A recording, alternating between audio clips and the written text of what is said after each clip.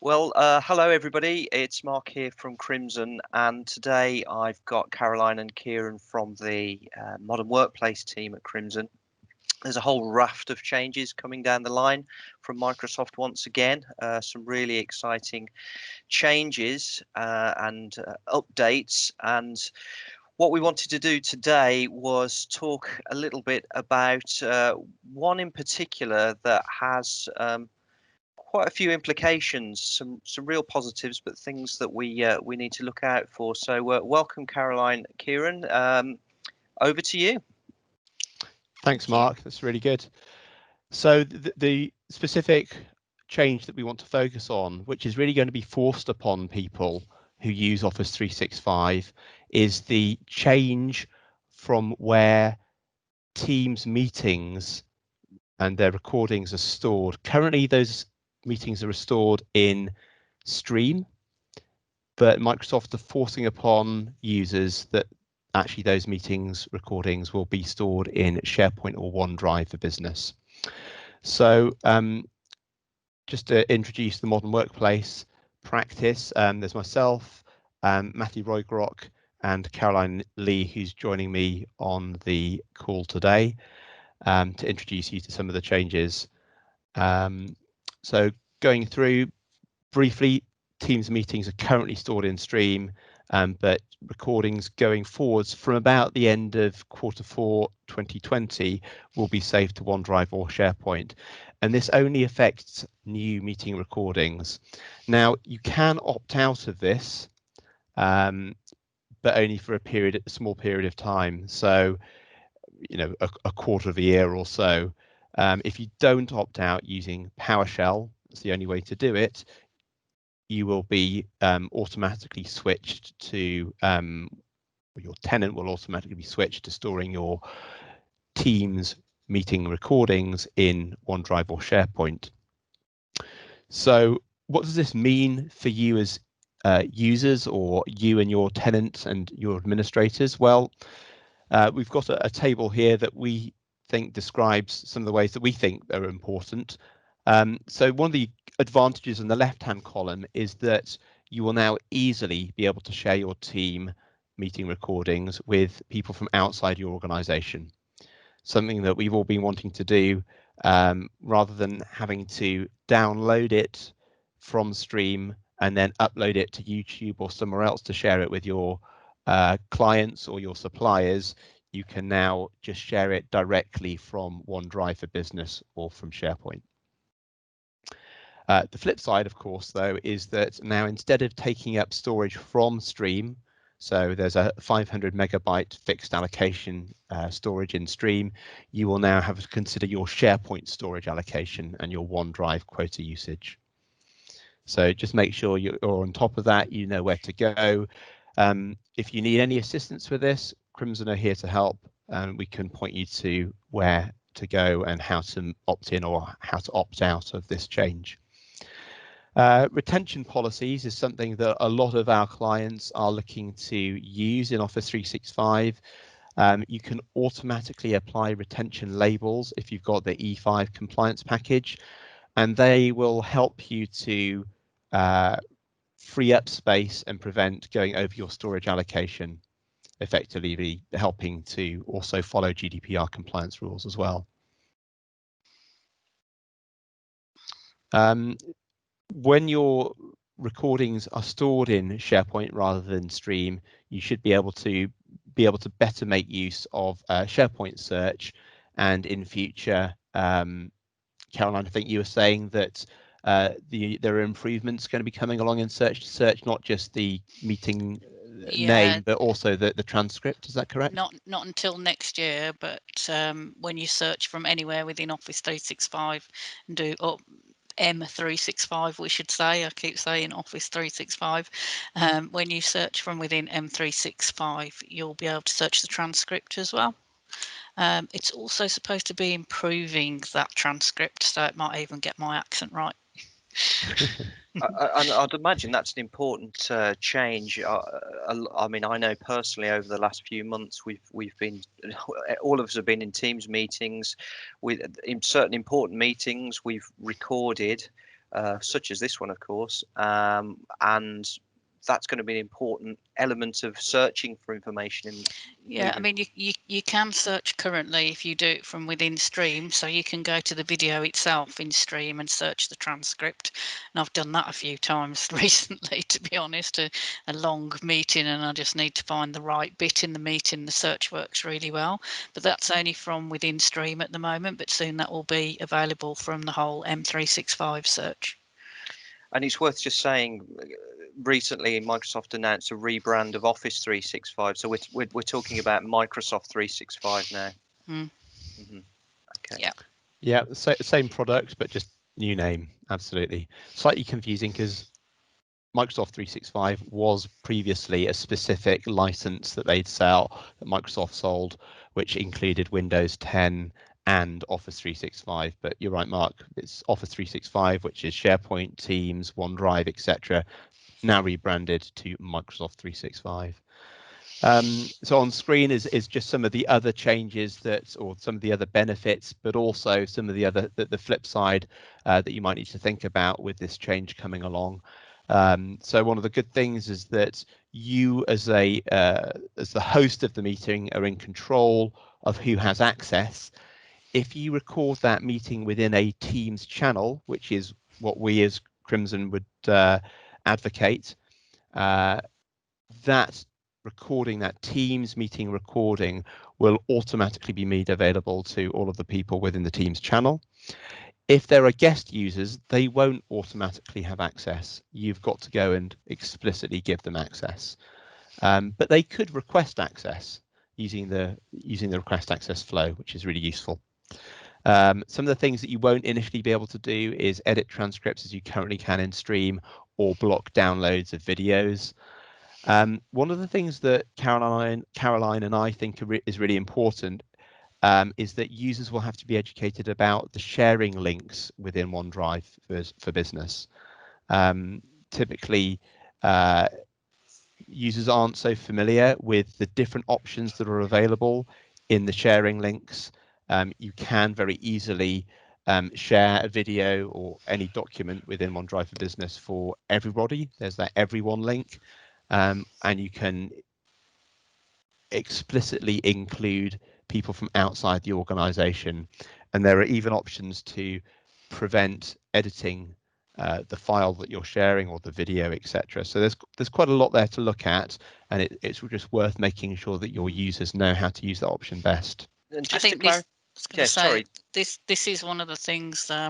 It's not a Stream update; it's a Teams update. But when you share a file in a chat currently, the default is that you've shared it as editable. So whoever you shared it with gets that edit link. So you think you're chatting, you click on the paper clip, it uploads the file. It's really sharing it from your OneDrive as editable. Going forward, one of the new things that's coming out that I'm really pleased about is it will be the normal share links that we used to, where with that anyone, everyone in the organisation or specific people, and you can choose whether they can edit or whether it's just read. And just to clarify around guests, so people outside your organisation, you can share that link with them, and they don't need to log in as such to view it, to view the video. Is that right? Depends which link you've sent. If you send the specific people link, then they will be asked to confirm the email address you've sent it to. So if they've already got an Office 365 account, they'll be logged in. If they haven't got Office 365, it's not a problem. They could have a Gmail account, but they do have to confirm that email address is the person that the link was sent to. If you use the everyone link or the anyone link, then it literally is anyone can use it and you don't have to confirm who you are. Okay, and you can presumably that can then be shared elsewhere. Yeah. Okay. Most organisations do block that from being allowed. Yeah, that's a really good point, actually, because one of the things that we go through with our clients is often a brief audit of their tenant administration settings. So that ability to share files or videos or whatever else it is with anyone is something clearly that could be potentially quite dangerous for organizations.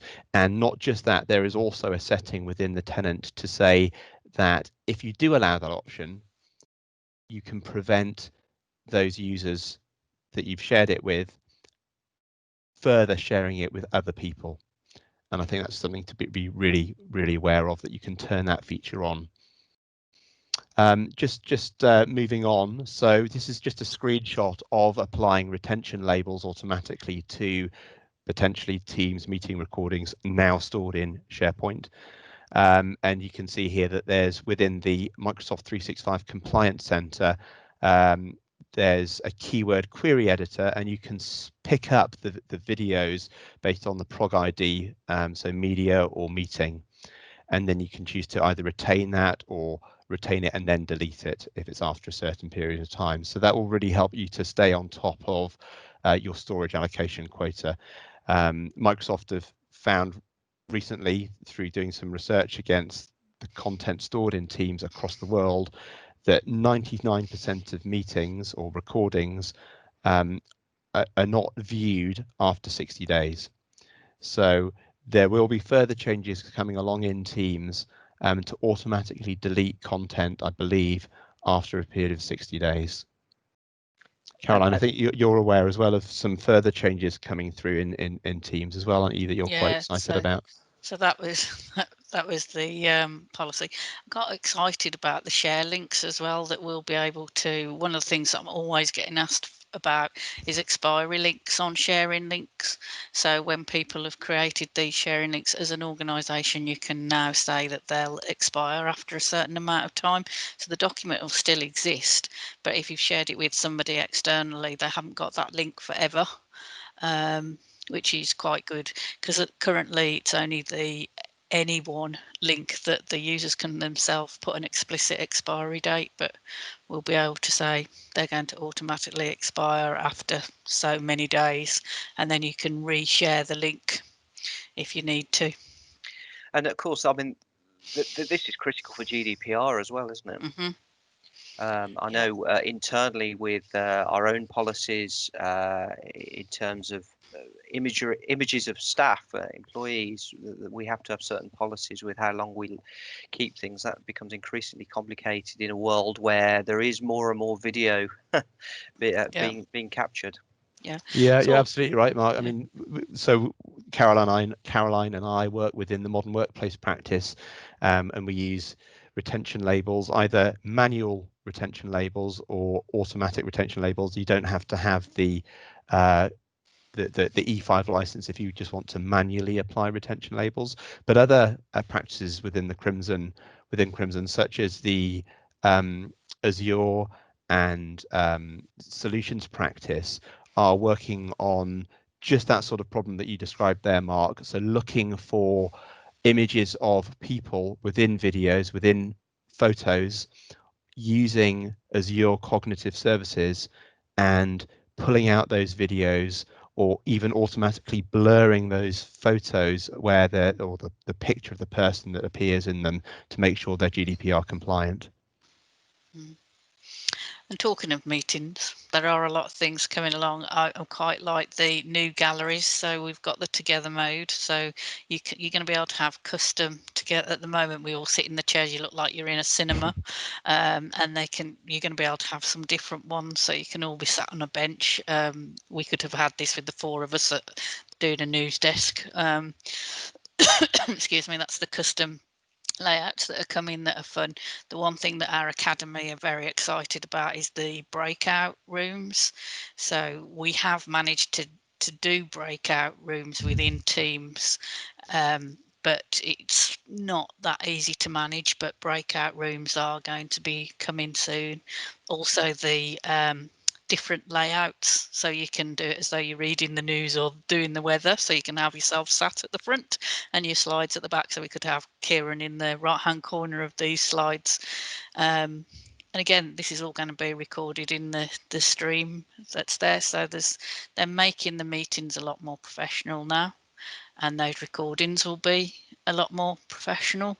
And of course, for us, Modern Workplace, that do a lot of work with SharePoint, the fact that they're going into SharePoint libraries, that's actually quite exciting, because all those things that we can put on where we can add metadata, we can automatically have custom labels added to things in a document library. We'll be able to do all that stuff now with meeting recordings.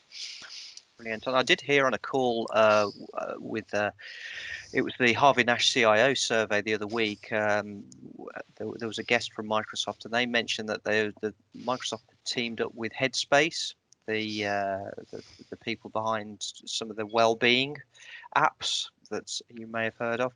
They're teaming up with them to provide a new service within Teams in the new year for well-being.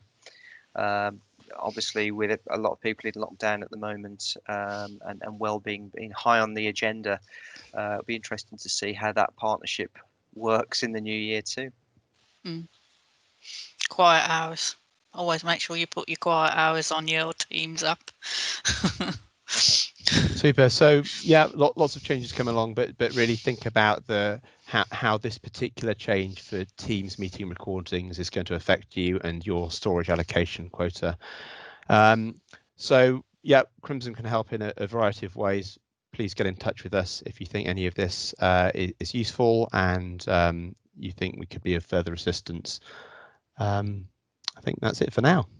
Okay, thank you very much, team. So some important considerations there for storage, compliance, governance around the usage of Teams, some exciting new developments that we're going to be seeing over the next few weeks and months to come. And that's all from Crimson today, and we look forward to hearing from you soon.